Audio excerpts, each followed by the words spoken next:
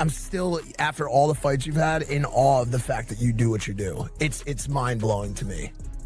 Thank you, man. Yeah. I mean, it's not that hard to get your beat, but it was a great experience. Like, I learned a lot in there. I can't really talk. When this fight was first announced, you had said something to the effect of this would end Jake Paul's career. After what you saw tonight, do you think that Jake should continue to box, or what do you think the future holds for him? Yeah, I really take my hat off. I mean, we have to see if it is a broken jaw. Those injuries are very difficult to come back from. But as AJ said, look, that last shot. Jake Paul just got his jaw broken in 2 places, and his boxing career might be over forever. We're talking about a devastating 6th-round knockout by Anthony Joshua that was so brutal, so completely career-altering, that Paul is reportedly walking away from boxing entirely. This wasn't just a loss.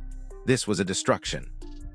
A double jaw fracture requiring immediate surgery, titanium plates, removed teeth, and now retirement rumors that have the entire combat sports world asking one question. Is this really the end of Jake Paul's boxing journey? And I got dropped. But yeah, I was doing good. I just think my cardio, just the mental pressure of the big guy and sparring the big people is different than the 10-ounce gloves.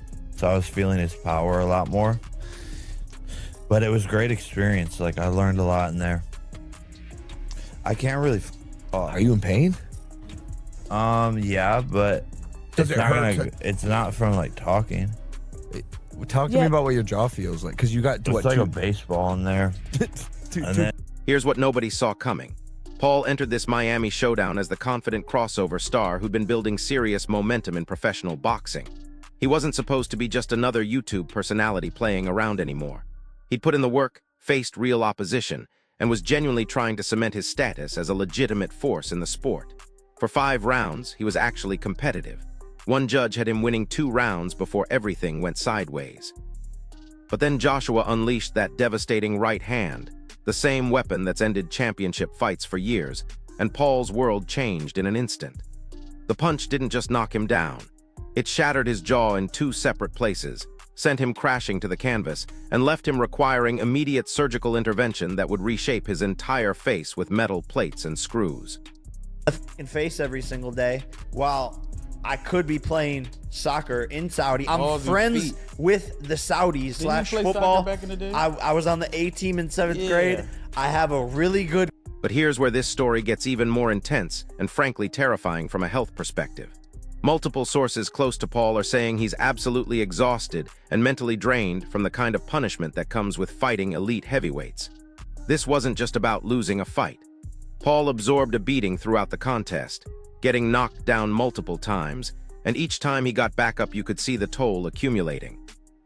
The kind of punishment that a seasoned heavyweight like Joshua can dish out isn't something most fighters ever experience, let alone someone still developing at the professional level. There's even audio circulating where someone mentions a titanium rod in a hand, adding another layer of medical concern to this entire situation. According to people in Paul's camp, that final knockout blow and the subsequent surgery have made him seriously reconsider whether continuing down this path is worth the long-term health consequences. That guy did great for someone who's been boxing for like less than a decade.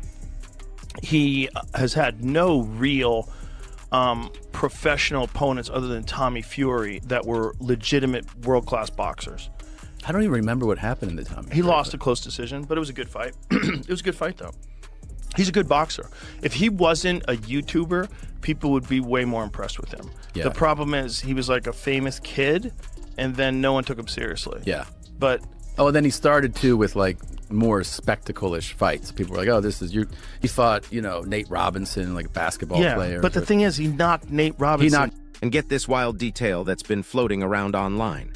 There's apparently a clip where Paul says something about retiring from boxing, followed by some bizarre comment about getting $1 billion to prove a message. Look, Paul's always been provocative and unpredictable, but the timing of these statements, coming right after major facial surgery and weeks of recovery ahead, suggests this might be more than just typical Jake Paul controversy. The reality is that injuries like a double jaw fracture aren't just physically painful in the immediate aftermath. They're career-defining moments that force fighters to confront some harsh truths about what they're willing to sacrifice for this sport. When you're eating through a straw for weeks, and your face has been reconstructed with titanium plates, the glamour of boxing starts looking very different. I'm a cokehead. My rebuttal to that was, I'll tell you what, you can test me randomly for the next 5 years if I can test you randomly for performance enhancing the next 2 years. And I never got a response on that. This is why Jake Paul is on PEDs. Within this past year, Jake Paul has literally hit a second puberty and aged like 10 years. Furthermore, he has acne and his hairline is receding like crazy. And people like Jake Paul are going to the best skin doctors in the world and probably are taking hair loss products that aren't even approved for the rest of us. Now, I'm not saying that Jake Paul necessarily took a... Eddie Hearn, who's been involved in promoting this fight and has never shied away from bold predictions, didn't back down from his pre-fight warning that this bout could legitimately end Jake Paul's boxing career. But after watching it actually happen, his tone shifted to something much more serious and reflective. Hearn wasn't gloating about being right. He was genuinely concerned about what comes next for Paul. He explained that injuries like this aren't just about the immediate damage you can see. The recovery process is brutal. You spend months away from sparring, which means your timing gets rusty, your reflexes slow down, and your rhythm in the ring deteriorates. Then there's the psychological component that nobody talks about. The fear of re-injury that creeps into your mind every time you take a shot to the face. Hearn has seen fighters never fully recover from moments like this, not because their bodies can't heal, but because their minds won't let them engage in the pocket the same way ever again. taking something that allows him to recover faster. That way he's able to train more and get better. Here's where it gets really serious. And when Joe Rogan tells you to be careful about head trauma, you should probably listen. Rogan, who's been commentating on combat sports for decades and has witnessed pretty much everything that can happen to a fighter, offered what might be the most cautionary reaction of anyone. After watching Paul get knocked out cold and suffer that double jaw fracture, Rogan urged him to think long and seriously about the long-term consequences of continuing at this level. And this isn't just about the obvious injury we can see. Rogan emphasized that the punishment Paul absorbed, especially those thunderous headshots from a seasoned heavyweight like Joshua, carries neurological risks that accumulate over time and simply aren't worth it for someone who has other options in life. He described that final knockout blow as carrying the force of 10 punches concentrated into one devastating impact, which is a terrifying way to think about what that does to your brain slamming against your skull. People need to respect him. I don't say that only because I'm fight here in a company, but it's because Jake, the people need to respect Jake, you know? I mean, every single fight go inside the ring, everybody needs respect. Now here's something that sounds absolutely wild and has people questioning whether Paul is being serious or just stirring up controversy like he's built his entire career doing.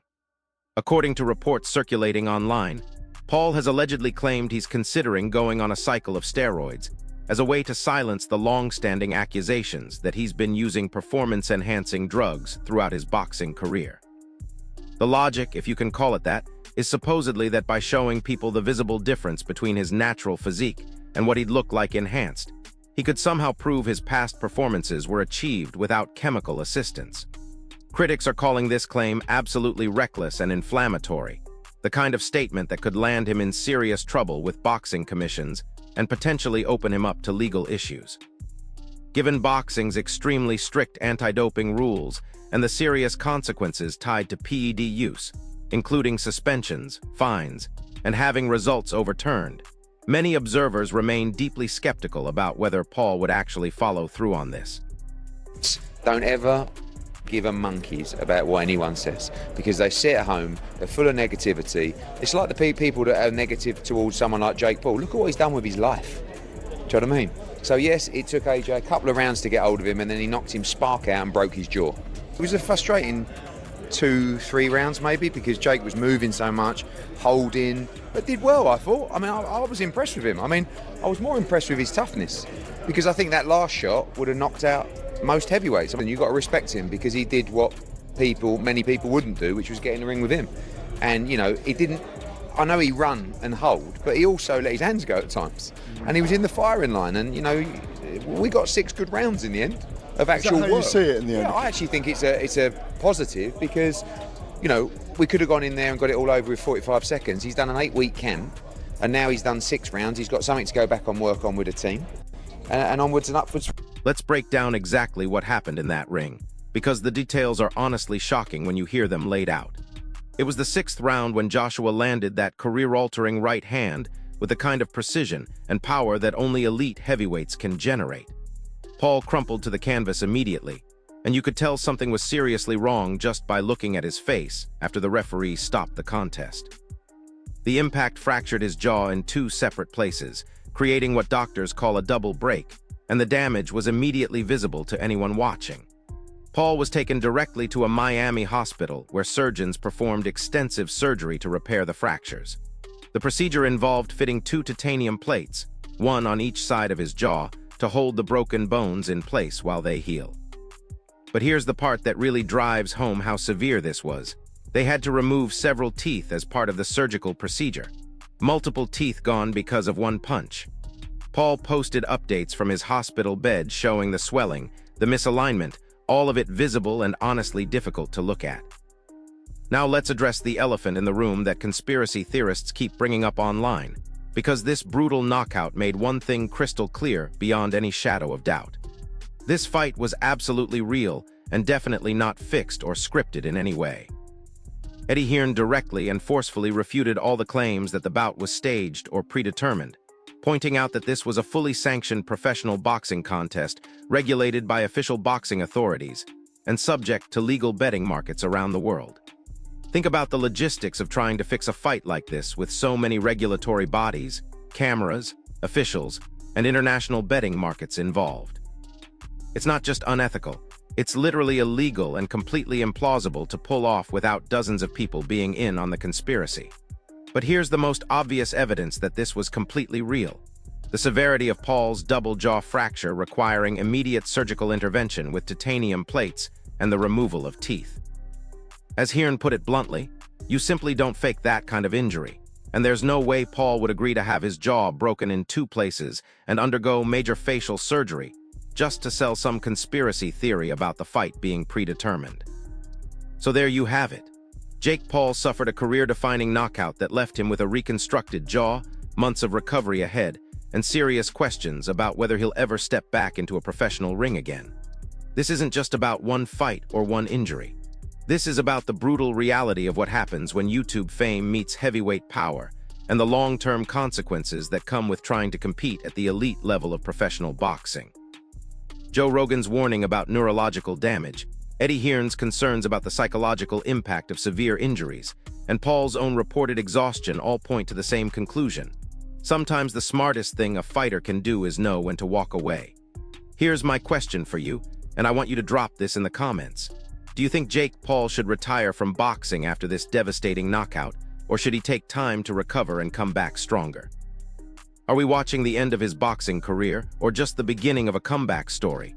If this breakdown helped you understand what really happened in that ring and what it means for Paul's future, smash that like button, subscribe to the channel, and hit that notification bell because the fallout from this fight is just getting started. I'll see you in the next one. What makes this situation even more complex is the financial implications that nobody's talking about. Jake Paul's boxing career has generated hundreds of millions in revenue across pay-per-view sales, sponsorship deals, merchandise, and streaming contracts. His fights consistently break viewership records and create massive betting action worldwide. But here's the harsh reality. A double jaw fracture and potential retirement doesn't just end his fighting career, it potentially destroys a multi-million-dollar business empire built around his boxing persona. Sources close to his management team are reportedly scrambling to figure out how to pivot his brand if he can't return to the ring.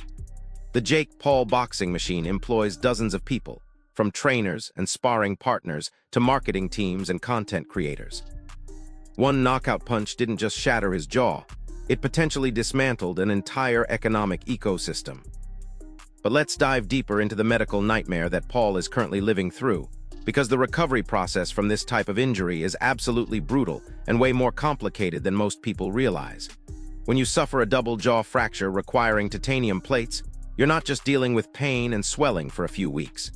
We're talking about months of liquid diets, speech therapy, and the constant risk of complications.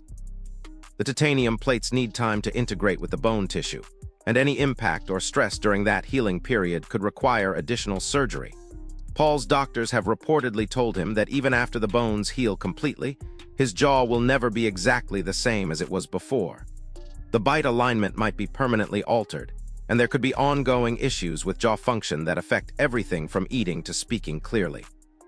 This isn't like recovering from a broken arm where you're back to normal in a few months. Facial reconstruction changes you permanently. Here's where the story takes an even darker turn that has medical experts genuinely worried. Multiple neurologists who reviewed footage of the knockout have expressed serious concerns about the potential for traumatic brain injury beyond what we can see externally. Dr. Sarah Martinez, a sports medicine specialist who works with professional fighters, explained that when you see someone's jaw broken in two places from a single punch, the rotational force transmitted to the brain is absolutely massive. The human skull isn't designed to absorb that kind of impact, and the brain essentially bounces around inside the cranium like a pinball. She pointed out that Paul was unconscious for several minutes after the knockout, which indicates a significant concussion at minimum. But the real concern is something called chronic traumatic encephalopathy, or CTE, which develops over time from repeated head trauma. Even if Paul feels fine mentally right now, the cumulative damage from this fight combined with all his previous bouts could manifest as cognitive problems, memory issues, or personality changes years down the road. The psychological warfare aspect of this situation is something that's flying completely under the radar, but it's absolutely fascinating when you understand the dynamics at play. Anthony Joshua didn't just beat Jake Paul physically, he systematically dismantled him mentally throughout the entire fight. Boxing insiders who were ringside described how Joshua was talking to Paul during clinches, making comments about his power and questioning whether Paul really belonged in there with elite heavyweights. By the third round, you could see Paul's body language changing. His shoulders were getting heavy, his movement was becoming more labored, and most telling of all, he was starting to flinch before punches even landed. That's the sign of a fighter who's been mentally broken down and is anticipating punishment rather than looking for opportunities to win. When Joshua finally landed that devastating right hand in the sixth round, Paul was already defeated psychologically. The knockout was just the physical manifestation of what had been happening mentally for the previous 3 rounds. Now here's something absolutely wild that's emerged from the aftermath, and it shows just how deep the rabbit hole of Jake Paul's boxing ambitions actually went.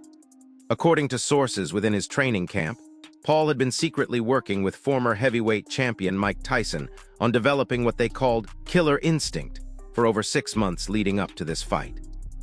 Tyson, who knows a thing or two about devastating knockout power, had been trying to teach Paul how to channel aggression and bad intentions in the ring rather than just relying on athleticism and technical skills. But here's the ironic part.